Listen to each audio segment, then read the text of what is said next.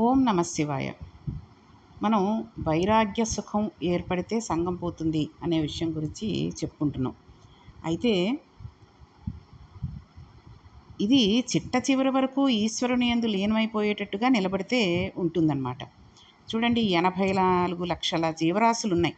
అందులో 83,999 83,99,999 జీవరాశులలో ఈ రాచబాట, ఈ సుఖం అక్కర్లేదు. బయట ఆహారం దొరకడం, నిద్ర ఉండడం, మైథునం ఉండడం ఇవే వాటికి సుఖాలు. ఒక్క మనిషి కొంతకాలం అనుభవించి ఈ సుఖం సుఖమా అన్న ప్రశ్న వేసుకుని వైరాగ్య సుఖం పొందడం అత్యంత అవసరం. ఈ సుఖాన్ని పొందుదామన్న తాదాత్మ్యం, ఆ ఆర్తి కలగకపోతే వాడు దీపం దగ్గరికి వెళ్ళే ఎన్నో దీపపు పురుగులు రెక్కలు కారిపోయి కింద పడి ఉండగా మనుషులు తొక్కేస్తుంటే చచ్చిపోవడం చూస్తూ కూడా మిగిలిన దీపపు పురుగులు ఎలా వచ్చి దీపం మీద పడతాయో అలా వైరాగ్యం పొందలేక సుఖస్థానాలలో వెంపర్లాటతో పడిపోతూ ఉంటాడు. అంతే కదండి. సుఖం గురించి ఎంతో డబ్బు సంపాదించో ఎన్నో రకాలుగా సుఖాలను అనుభవిస్తున్న వాళ్ళని వాళ్ళు ఎటువంటి వైరాగ్యాన్ని పొందకుండా ఉంటే చివరి దశలో ఏ రకంగా ఉన్నారో మనకు తెలిసి కూడా అదే రకమైనటువంటి సుఖాన్ని, అదే రకమైనటువంటి అనుభవాల్ని మనం కావాలి అనుకోవడం, దీపపు పురుగులు కాలిపోయి కింద పడిపోయిన వాటిని మనుషులు తొక్కేసి తీసేస్తూ ఉన్నా సరే మిగిలిన దీపపు పురుగులు తెలుసుకోకుండా ఆ వెలుతురు చుట్టూయే, ఆ దీపం చుట్టూయే ఎలా తిరుగుతూ ఉంటాయో అలాంటి పరిస్థితి మనం పొందుతాము అని చెప్తున్నారు. కాబట్టి దీనివలన హీన ఉపాధుల్లోకి వెళ్ళిపోతాడు మనిషి. పరిపక్వతకు మన వాళ్ళు ఎప్పుడూ ఒక మాట అంటూ ఉంటారు, ఆయన పండిపోయాడు అని.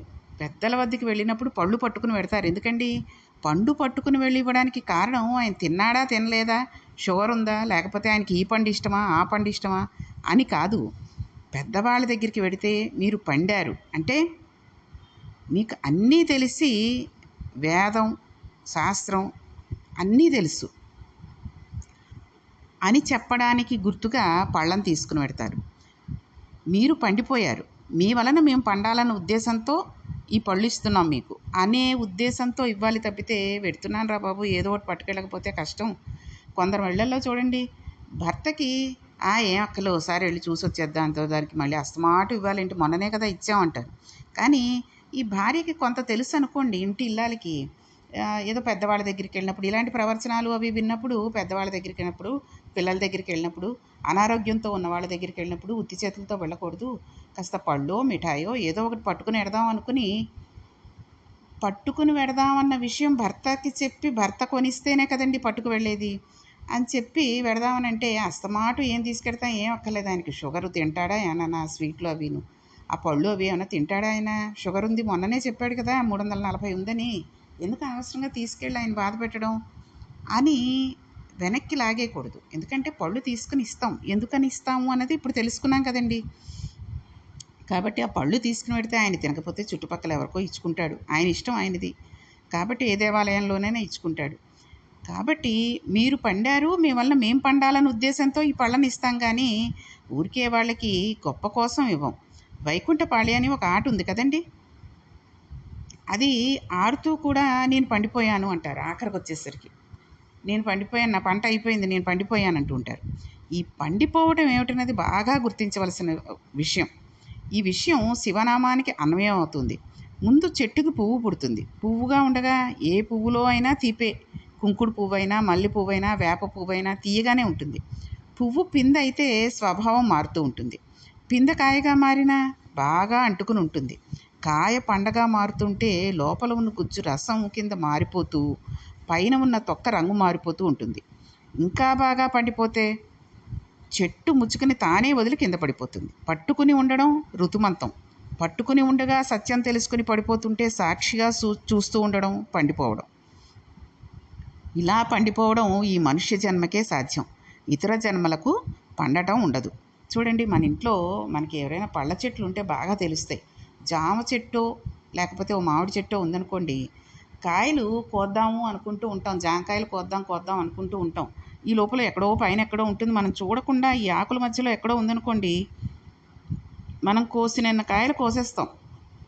ఇంకా కోయకుండా ఉన్నవి ఏమైనా ఉంటే పొద్దున్న లేచేసరికి చూడండి చెట్టు మించి రాలిపోయి కింద పడి ఉంటాయి. చక్కగా మంచి జామ పండు రంగులోకి, పసుపు రంగులోకి, ఆకుపచ్చ పసుపు రంగున కలిసినటువంటి రంగులోకి వెళ్ళిపోతూ ఉంటుంది. కాబట్టి ఆ విధంగా మనం తెల్లారేసరికి ఆ చెట్టు నుంచి కాయ పండు ఎలా రాలిపోయిందో ఆ రకంగా రాలిపోవాలి అంటే పరమేశ్వరుని పట్టుకుని ఉండాలి. కాబట్టి ఆ పాదాలు పట్టుకుని వదలకుండా ఉండాలి.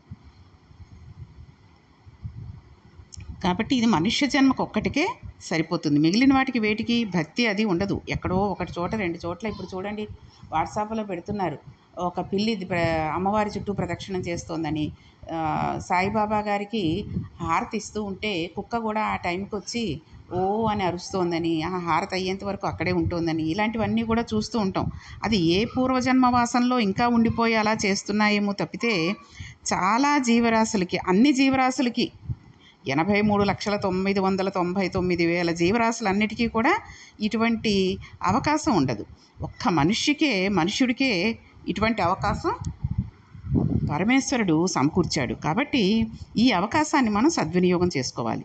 ఈ సుఖాన్ని ఇవ్వగలిగిన వాడు, మోక్షానందం ఇవ్వగలిగిన వాడు ఆయన వినా ఇంకొకరు లేరు అని మనం తెలుసుకోవాలి. బాహ్యంలో బ్రహ్మాండంలోని సుఖాలను పిండాండంలో అనుభవించడం కొరకు జ్ఞానేంద్రియాలతో బ్రహ్మాండ సుఖాలను పిండాండంతో అనుభవిస్తూ ఈ సుఖం సుఖమా అన్న ప్రశ్న వేసుకునే అవకాశాన్ని, దాని వలన వైరాగ్యాన్ని, దాని వలన సంగం లేని జీవితాన్ని, అందువలన మోక్షాన్ని పొందగలిగిన భక్తితో కూడిన ధర్మాచరణం వలన జ్ఞానం పొంది మోక్షం పొందగలిగిన అద్భుతమైన స్థితి కల్పించగలిగిన కంటికి కనపడని అవ్యక్తమైన ఒక పరమాత్మ స్వరూపానికి శంభుదేవుడు అని పేరు. నాకు శంభుదేవుడు అనవద్దు, శంభు అను చాలు అని ఎవరు అనరు కదండి. మన వాళ్ళు హరహర మహాదేవ శంభో శంకర్ అంటారు. హరహర పాపం అన్న మాటకి అర్థం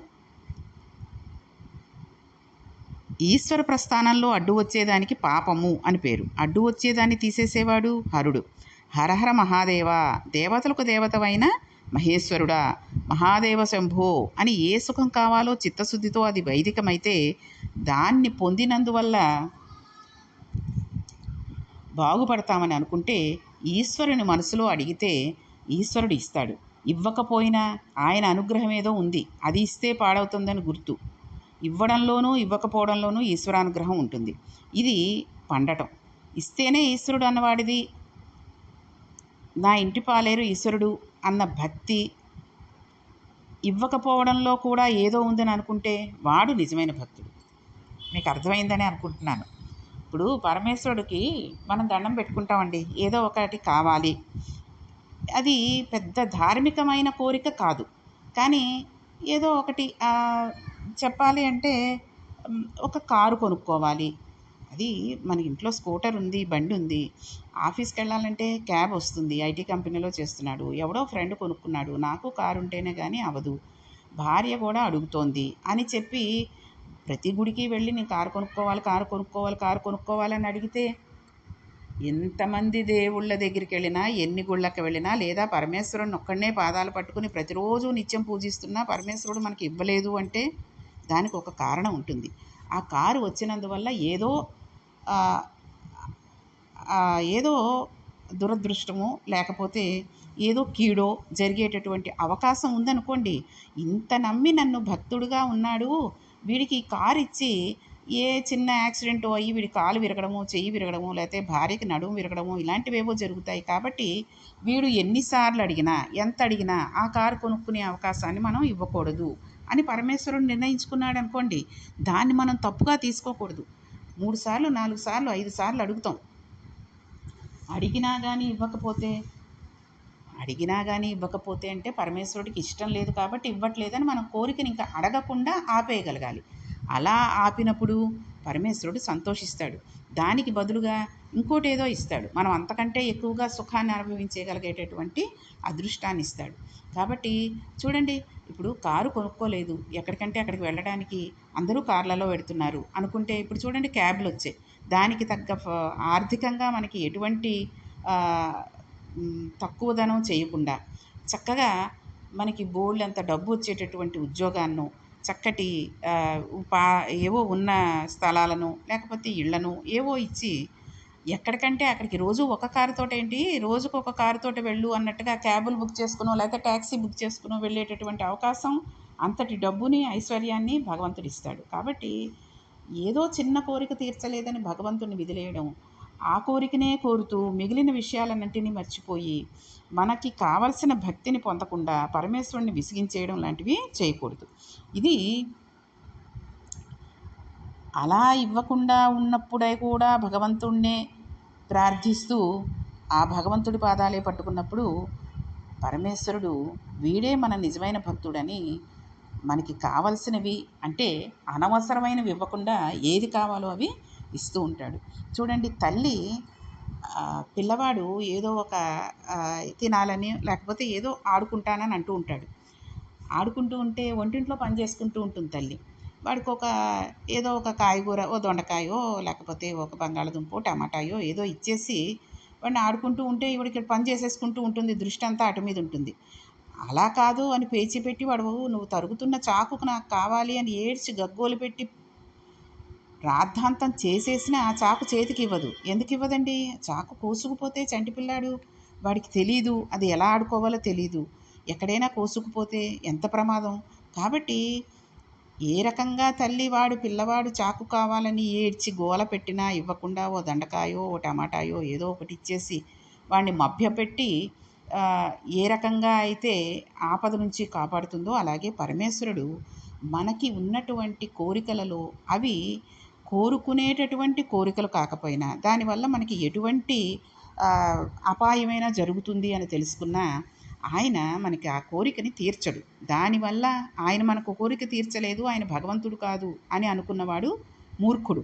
అయినా సరే ఆయన కోరిక తీర్చకపోయినా అందులో ఏదో విశేషం ఉంది, ఆయన ఇవ్వట్లేదు కాబట్టి మనం ఇంకా కోరిక అడగద్దు, ఆయనే చూసుకుంటాడులే అని ఆయన మీద మన భారమంతా వేసేసాం అనుకోండి, ఆయన తప్పకుండా మనల్ని రక్షిస్తాడు. కాబట్టి ఇది శంభుహు అంటే రక్షించేవాడు, మనల్ని సర్వదా చూసుకునేవాడు, ఏ ఏ సమయంలోనైనా మనల్ని కాపాడుతూ ఒక తల్లిలాగా కాపాడేవాడు అని అర్థం.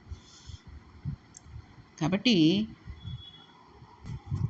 ఆయన అష్టోత్తరంలో శివో మహేశ్వర శంభు పినాకి, పినాకి అన్నది నాలుగవ నామం. పినాకి చాలా గొప్ప నామం అండి. పినాకపాణి అని ఆయనకి పేరు. అంటే పినాకం అనే ధనస్సు చేతిలో ఉండేవాడు. మనకి ధనస్సు చేతిలో ధరించిన పరమేశ్వరమూర్తి రామచంద్ర ప్రభు. ఆయన కోదండం చేతిలో లేని మూర్తి చాలా చాలా అరుదుగా ఉంటుంది. ఎప్పుడూ చేతిలో కోదండం పట్టుకునే ఉంటాడు. రామచంద్రమూర్తి కోదండం పట్టుకున్న మూర్తులు మనకు తెలుసు, కానీ పరమశివుడు ధనస్సు పట్టుకుని ఉన్న మూర్తులు మనం చూడం, ఏ గుళ్ళలోనూ ఉండదు. పినాకపాణి పేరు రావడానికి అనేక కారణాలు ఉన్నాయి. పినాకి అనగానే పిహితవాన్ నాకమతి పినాకః అస్య అస్థితి పినాకి అన్నారు. జగత్తును రక్షిస్తుంది కనుక పినాకం అని పేరు.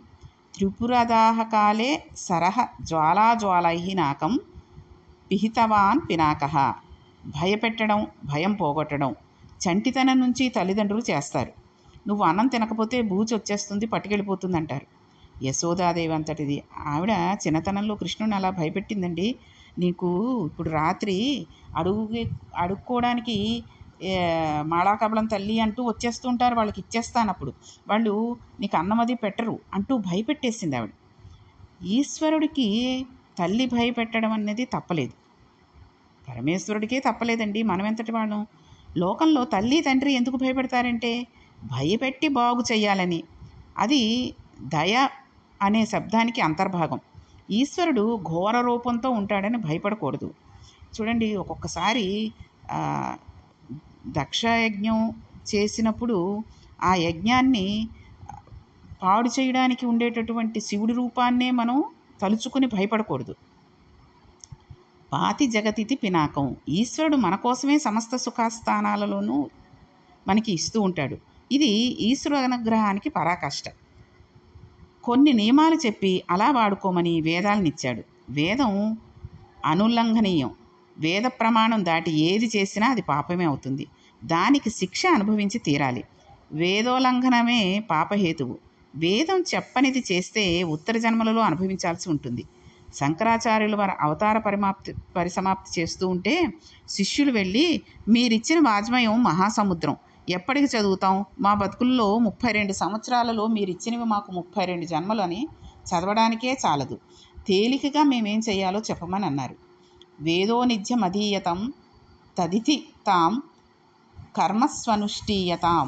వేదం చదువుకుని వేదం ఏది చెప్పిందో అదే చేస్తూ నేను చేస్తున్నది మంచిదని బుకాయించకు. అనవసరమైన వాగుడు కట్టిపెట్టి ప్రమాణమైన వేదం చెప్పింది చేస్తే చాలు. బాగా పట్టుకోవలసింది ఏమిటి అంటే, వేదం ప్రమాణమైతే ఈశ్వరుడిచ్చిన సుఖాలను ఎలా అనుభవిస్తే ఈశ్వరుడు సంతోషిస్తాడో దానికి ధర్మం అని పేరు. ఈశ్వరుడిచ్చిన సుఖాలను ఆయన చెప్పినట్లు కాకుండా చిత్తం వచ్చినట్లు వాడుకుంటే ఆయనకు కోపం వచ్చి ధనస్సు పట్టుకుని ఘోర రూపుడు అవుతూ ఉంటాడు. ఆయన ఘోర రూపుడై ఉండేటట్లు మనమే చేసాం. తండ్రి చలబడాలంటే బుద్ధి పొరపాటైందని అంటే రుద్రుడు శివుడవుతాడు కదండి. మనం ఇంట్లో కూడా ఏదైనా ఒక తప్పు పని చేసామనుకోండి,